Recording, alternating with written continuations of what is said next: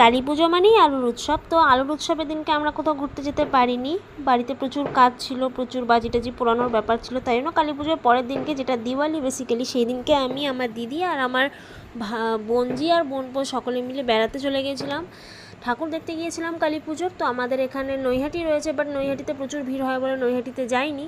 তো আমরা এখানে কাপাসডাঙ্গাতেও খুব ভালো ভালো পুজো হয়, যেহেতু আমি ব্যান্ডেল থাকি, তো সেখানে পুজোর ঠাকুরগুলো দেখতে গিয়েছিলাম।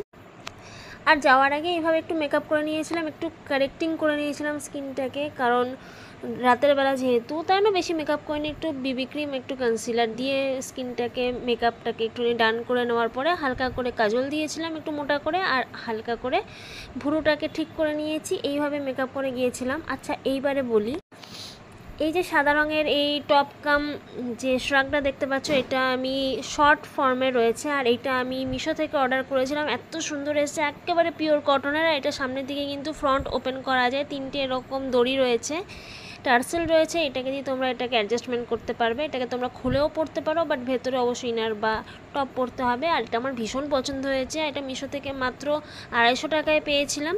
চোখটাকে হাইলাইট করেছি দেখো, আর এরকম একটু লিপ টিন্ট দিয়েছিলাম, একদম বেশি মেকআপ করিনি, কারণ ভালো লাগছিল না, এত টায়ার্ড হয়ে পড়েছিলাম।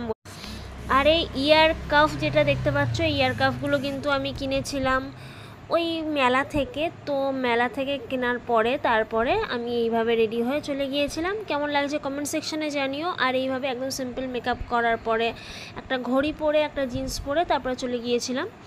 তো এই ছিল আজকের video. Thanks for watching, by.